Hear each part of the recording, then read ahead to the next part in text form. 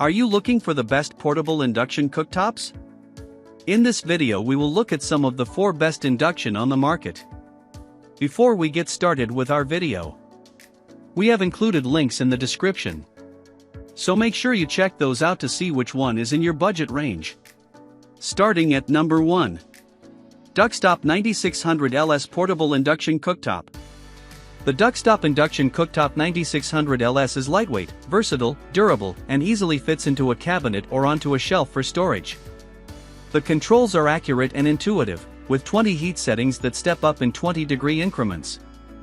In evaluating its performance, we found that water never quite reached 212 degrees Fahrenheit in our pasta cooking tests, topping out at 211 degrees Fahrenheit, but it still produced al dente pasta in the time allowed.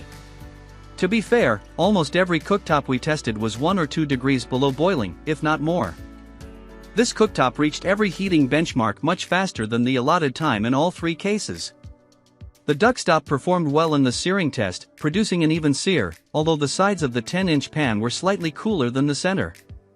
Its maximum usable cooking surface is 8 inches, so you'll want to match the pan size to the surface for the best results.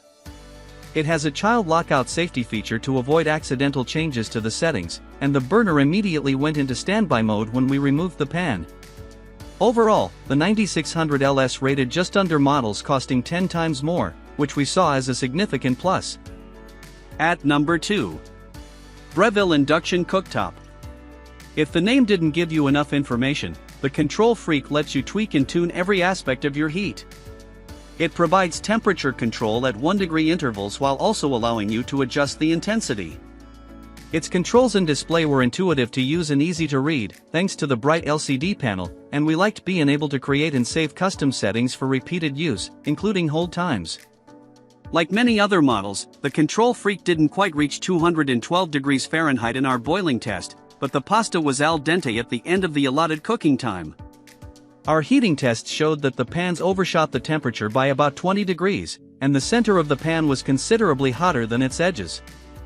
In our full throttle searing tests, the burger patties curled from the heat and didn't make complete contact with the pan, an issue across the cooktops we tested, and overseared in some cases.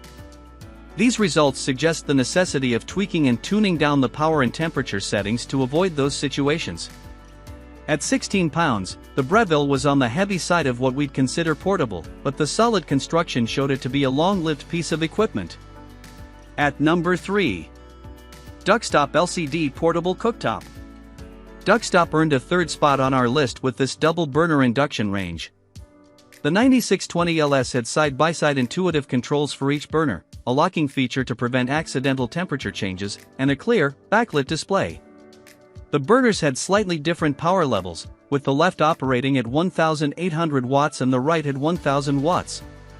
In our testing, we found that the 9620, like many others, didn't quite reach 212 degrees Fahrenheit but cooked pasta to al dente in the allotted time.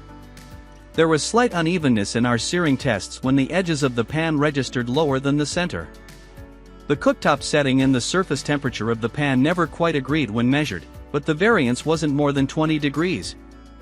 Unless you're doing precision cooking, that variation isn't huge in the scope of things. It's a bit heavy for a portable, but that extra weight is expected with 2 burners. At number 4.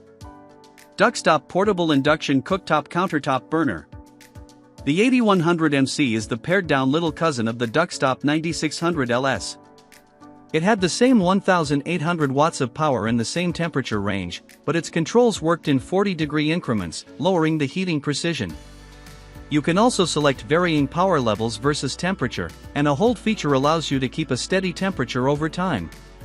Its controls are somewhat smaller than its cousins and aren't backlit, which could provide difficulty for those with restricted vision. The 8100 went into standby mode immediately after we removed the pot, which also shut off the exhaust fan. We found the fan's volume distracting, but not enough to remove the 8100 from the running.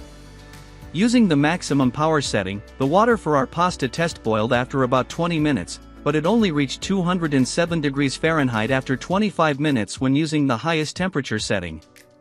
More than simply temperature settings, think of power as intensity. Still, the pasta was al dente after 11 minutes of cooking, which is the important part. A slight temperature unevenness across the pan in our searing test made the burgers curl, but the parts touching the pan did sear nicely. At less than half the price of our top pick, the 8100 delivered good results for the cost, and the construction points to a long-lasting piece of equipment.